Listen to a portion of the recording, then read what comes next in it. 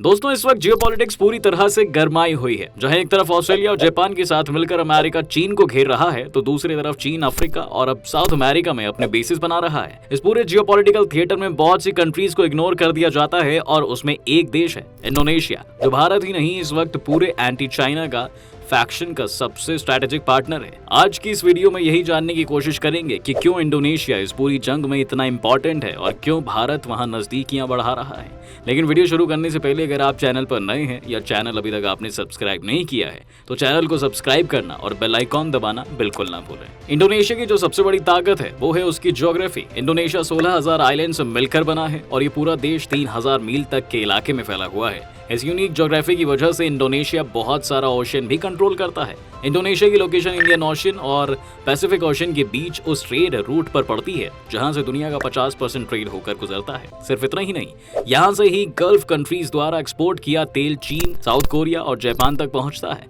Indonesia में आज 5 major chalk points हैं, यानी कि वो जगहें हैं जहां से कभी भी ट्रेड को बंद किया जा सकता है। इसमें से सबसे इंपॉर्टेंट चॉक पॉइंट है स्ट्रेट ऑफ मलाक्का, जहां से चीन का 80% ऑयल गुजरता है। इसके अलावा जापान और साउथ कोरिया के भी 90% ऑयल इंपोर्ट्स इसी एक चॉक पॉइंट से होकर गुजरते हैं। ये जगह भारत के अंडमान और निकोबार आइलैंड से भी बहुत करीब है और सरकार ने इन दोनों ही आइलैंड ग्रुप्स को मिलिटराइज करने का भी फैसला किया है, जिसका मतलब साफ है कि भारत को भी इस चॉक पॉइंट की इंपॉर्टेंस पता है। भारत ही क्यों बल्कि अमेरिकन और जापानीज लोग भी जानते हैं कि ये वो चॉक पॉइंट है जो चीन की फ्यूल सप्लाई पर बड़ा असर डाल सकता है।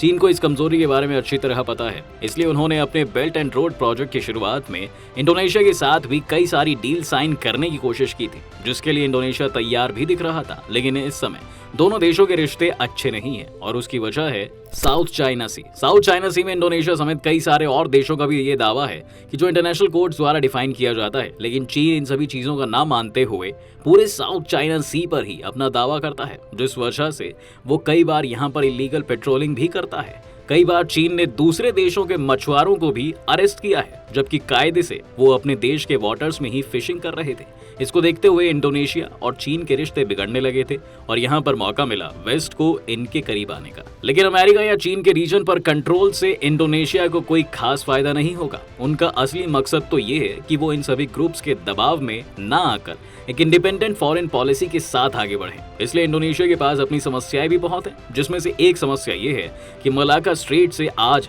हर साल 10,000 से भी ज्यादा शिप्स निकलती हैं और यहाँ पर ऑलरेडी बहुत ज्यादा ट्रैफिक लगता है। अगर आने वाले समय में वेस्टर्न अलाइज की उसे मदद करनी पड़ी तो अपनी शिप प्रोसेसिंग कैपेसिटी को बढ़ाना होगा, जो कि अभी पॉसिबल नहीं लगता है। इसके साथ साथ इंडोनेशिया से गुजरने वाले समंदर में पायरेट्स की समस्या भी बहुत ज्यादा है और इंडोनेशिया अभी तक स्ट्रिक्ट पॉलिसिंग करने में यहाँ पर फेल रहा है। इन्हीं दो चीजों को देखते हुए इंडोनेशिया एक स्ट्रैटेजिक तौर पर इस रिलेशनशिप को ले रहा है और वो अपनी एयर नेवल कैपेसिटी को बढ़ाने की कोशिश कर रहे हैं। इंडोनेशिया ने 12,500 करोड़ डॉलर्स खर्च करके 50 से ज्यादा वॉरशिप्स खरीदने का भी प्लान बनाया है। इंडोनेशिया के लिए पैसा खर्च कारण बहुत जरूरी भी इसलिए हो गया था क्योंकि उनका मिलिट्री हार्डवेयर बहुत पुराना था। जुलाई 2020 में इंडोनेशिया की एक शिप डूब गई थी, जो कि उन्होंने 70 के दशक में ईस्ट जर्मनी से खरीदी थी। इस तरह की एक्सीडेंटल डेथ्स और वो भी ट्रेनिंग के टाइम पर वहां पर काफी आम हो चुकी हैं। उनके लाइट हेलीकॉप्टर्स और एयरक्राफ्ट्स के बारे में भी इस तरह की खबरें आती ही रहती हैं। लेकिन अब उन्होंने फ्रांस के राफेल भी ऑर्डर कर लिए हैं और सिर्फ इतना ही नहीं, अब उनकी एयरफोर्स में अमेरिका के लेटेस्ट F-15 जेट्स भी शामिल होने वाले हैं। इसके अलावा साउथ कोरिया से भी वो KF-21 फाइटर्स खरीदने वाले हैं और उनके डेवलपमेंट प्रोग्राम में भी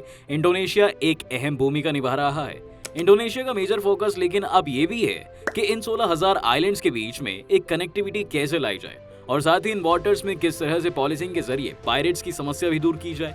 इंडोनेशिया की दूसरी समस्या इलीगल फिशिंग भी है, जिससे हर साल उन्हें $3 बिलियन का नुकसान भी होता है। यही वजह है कि इंडोनेशिया को बहुत भरोसा है अपने ग्रीन वाटर नेवी प्रोजेक्ट पर।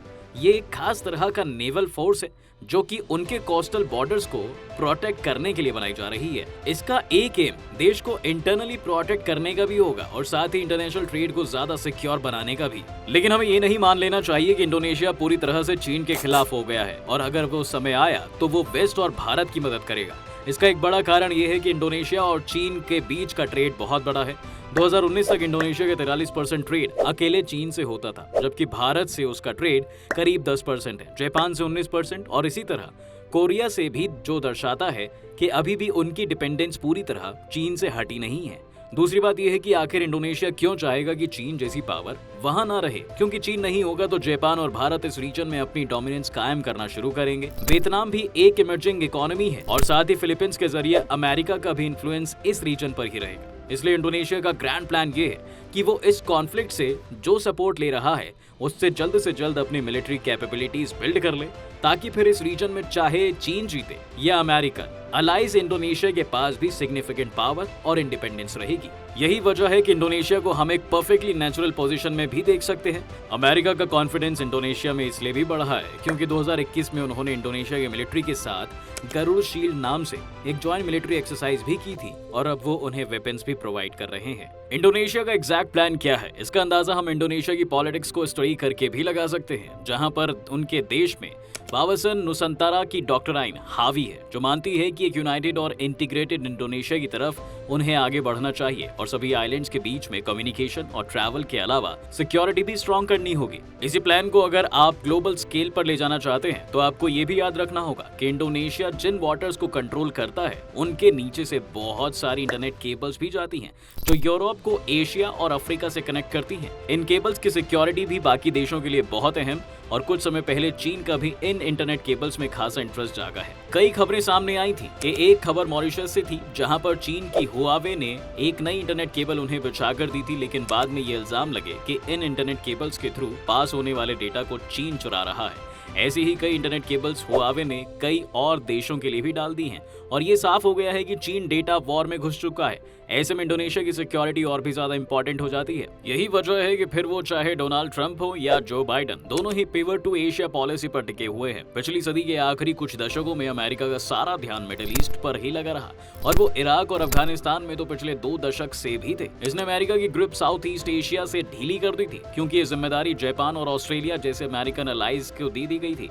लेकिन इसी बीच में चीन ने जो अपना जाल इस रीजन पर फैलाया उसके लिए अमेरिका को अपनी फॉरेन पॉलिसी पूरी बदलनी पड़ी। आज इंडोनेशिया इसके सेंटर में है और अच्छी बात तो ये है कि इंडोनेशिया हमेशा से ही भारत का दोस्त रहा है और हमारे बीच में जो सांस्कृतिक इतिहास है उसे भी वो लोग न सिर्फ स्वीकार करते हैं बल्कि सेलिब्रेट भी करते हैं। यही वजह है कि स्ट्रेट ऑफ मलैका और बाकी चौक पॉइंट्स में भारत का भी काफी इन्फ्लुएंस है, जिससे चीन को भी लगातार चेक में रखा जा सकता है। इंडोनेशिया और भारत के बीच भी आने वाले समय में ब्रह्मोस या फिर दूसरे डिफेंस इक्विपमेंट्स को लेकर कई डील्स हो सकती हैं और दोनों नेवीज के बीच में कोलैबोरेशन की उम्मीदें भी जाग रही हैं।